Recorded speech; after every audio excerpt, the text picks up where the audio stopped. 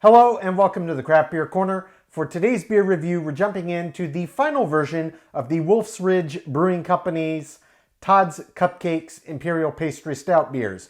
This specific one is called Cake Pastry Stout, 12.2% ABV, and this one, as with the others, has single origin ingredients. So we've got cacao from Ghana, Madagascar vanilla, Vietnamese cinnamon, and Papua New Guinean coffee. 12.2% ABV on this one. Wolf's Ridge is based in Columbus, Ohio. So I've enjoyed all of these that I've had. They've all been distinctly different. And as with the last big Imperial Stout selection from Wolf's Ridge that I got as a package deal from Tavour, they're all using the same base beer and just tweaking the added ingredients. So they all had that same 12.2% ABV on them, same base stout, just different ingredients to kind of change what they're doing with it.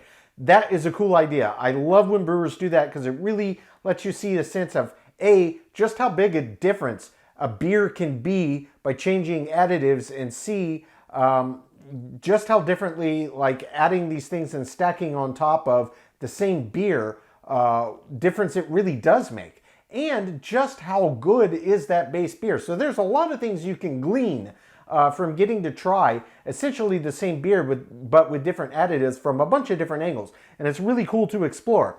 So, as the others, very clean, simple design. This one's kind of got a grayish brown kind of gradient color scheme to it. And again, it has kind of this topographic map design.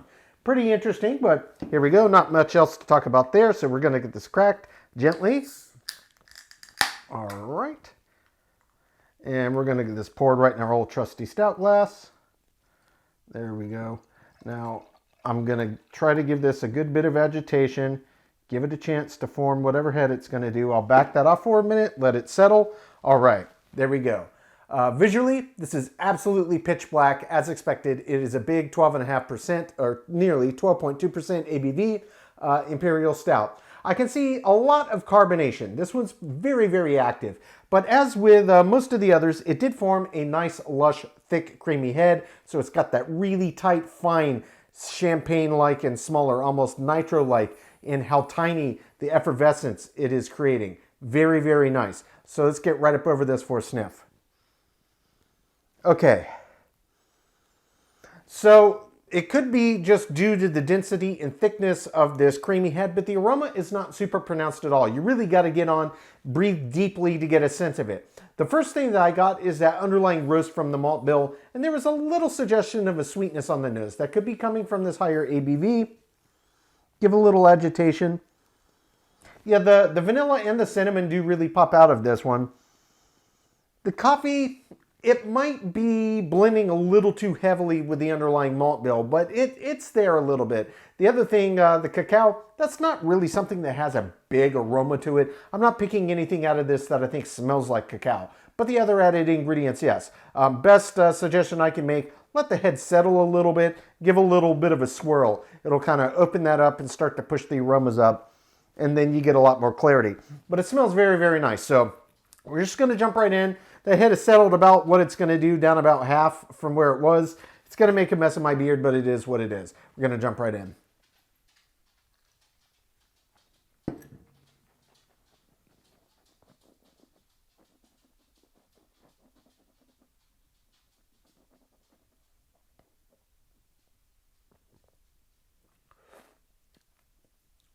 Oh, yeah. Oh, there's another big one. It's another big one. Okay. So the first thing that I noticed right away on this is, compared to the others that we've had, the intensity of the underlying roast seems far more pronounced. It's very roasty. They did mention on the can it's 50 IBUs on this. I don't know if, I don't remember checking the IBUs on the others, but I would say that's probably accurate. It definitely has a big bitter kick to it.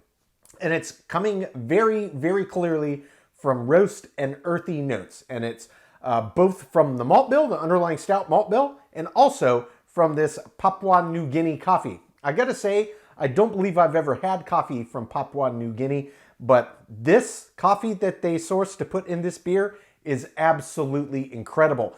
That is a rich, deep, true coffee flavor. There's no real fruity overtones. There's no citrus overtones.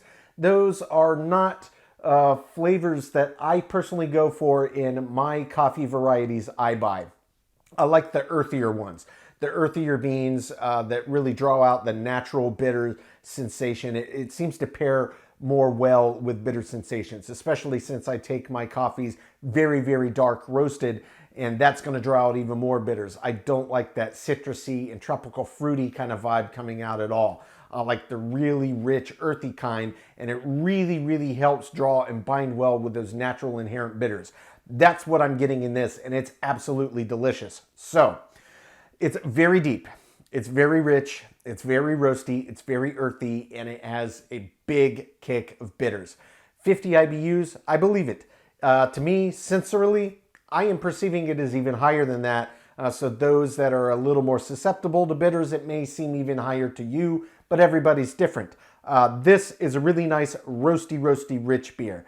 Coffee Cake Pastry Stout. I'm definitely getting the coffee side and obviously the natural inherent traits from the malt bill, but it's a big beer. There's a lot happening on the first hit to the taste buds. I will jump back in for a second sip. I'm going to really be paying attention, see where that vanilla and cinnamon is popping out of here, as well as the cacao. Then we'll talk about the body and mouthfeel and the finish, but I absolutely love this one. Very, very nice beer.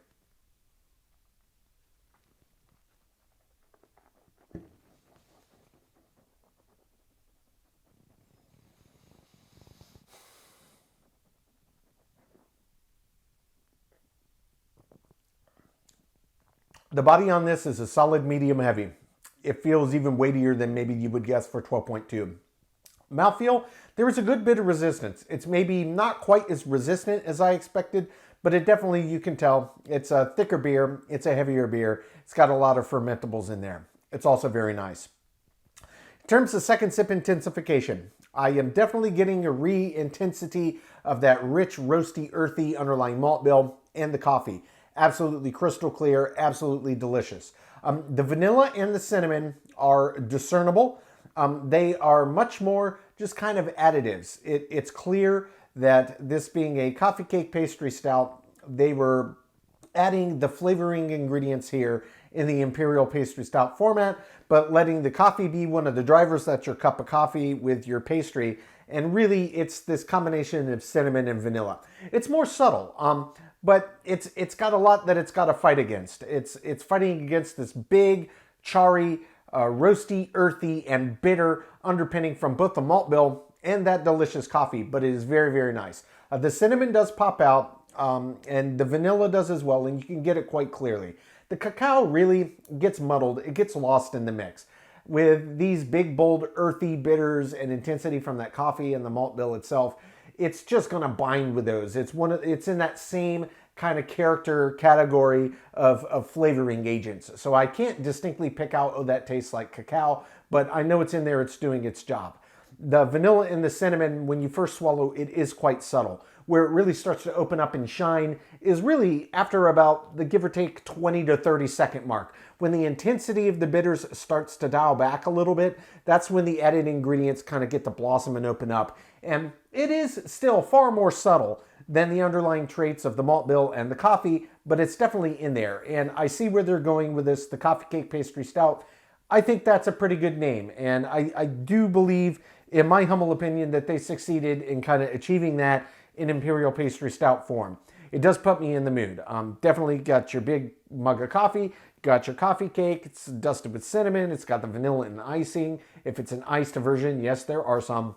Absolutely delicious. It's very, very nice. Always a classic combination of ingredients. I've had this combination in non-pastry stouts. I've had it in milk stout formats. I've had it in barrel aged versions. It's just a group of ingredients that work very, very well together, certainly in a stout format. This is no exception. So if we're coming to the finish on this one is quite long. And you might have guessed so just given the IBUs and the pungency. Really on this one, what drives it on the end of the finish, a little bit of a treat on the end. It's both the underlying roast and earthiness of the malt bill and the lingering bitters in tandem with the coffee, and still there's quite a big presence of that cinnamon. So you get those three big, bold things just floating on the back of the palate. It's easily pushing 2 minutes on the end of each sip before all of the flavors finally dissipate off the back of the palate. very, very long finish for a very, very delicious and big, bold beer. I'm going to take my time, sip on this one, come up with my scores. When we come back, we'll get this beer rated from top to bottom.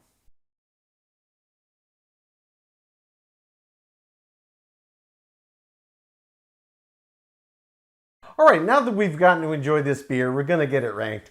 This was Wolf's Ridge Brewing Company's Todd's Cupcakes, the final version of this batch of Imperial Pastry Stouts that I got from Wolf's Ridge Brewing. This was the Coffee Cake Pastry Stout version, aptly named Todd's Cupcakes, Coffee Cake Pastry Stout. 12.2% ABV on this one. Wolf's Ridge is based in Columbus, Ohio. This specific beer was brewed with all single origin sourced cacao, vanilla, cinnamon, and coffee.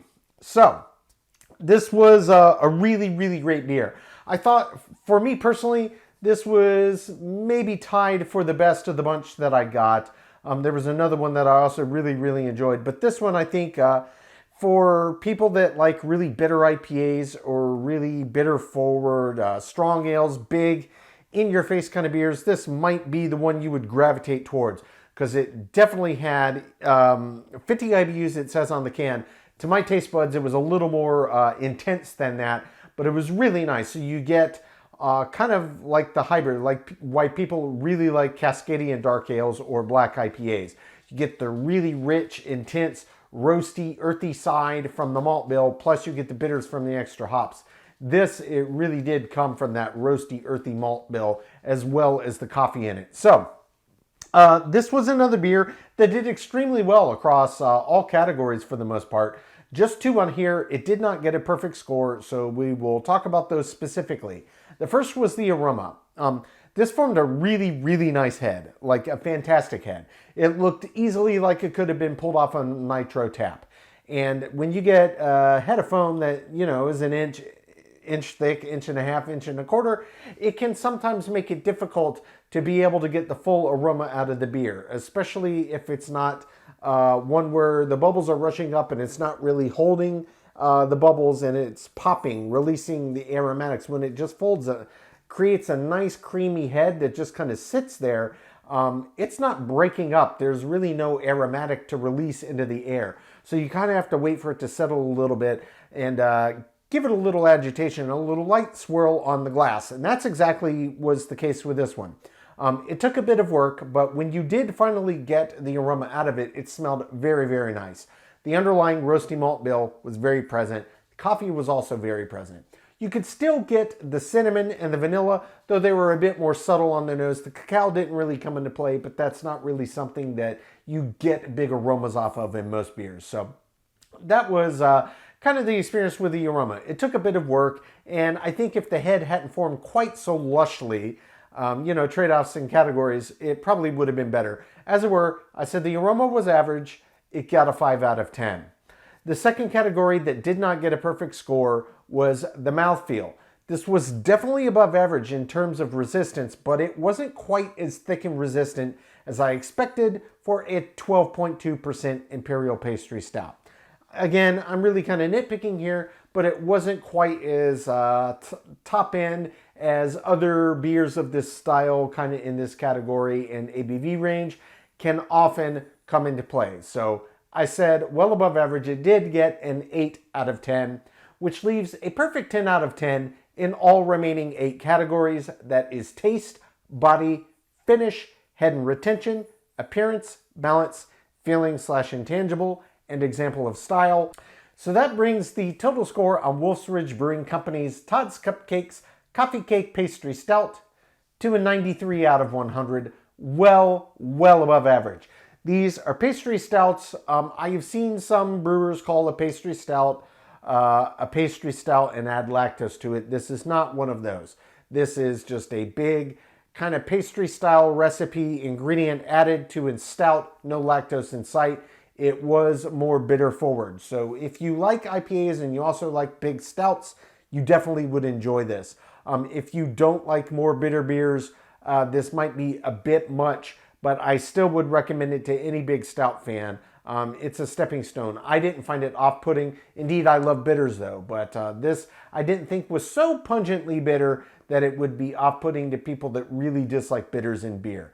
That said, it was excellent. This was one of my favorite of the bunch. I really, really enjoyed what Wolf's Ridge Brewing Company did with these Todd's Cupcakes beers. I've had a couple different batches of their different stouts, and so far I see what they're about, and I definitely enjoy them. I absolutely would recommend this to anybody that is a fan of big stouts of that nature. Folks, that's today's review. As always, I do sincerely appreciate you tuning in today. Please don't forget to like, comment, and subscribe. If you want to stay in the loop when our videos go live, just turn on your notifications, hit that bell icon. It's right next to the subscribe button. Until next time, keep it beer, keep it craft. We'll see you on the next one. Cheers.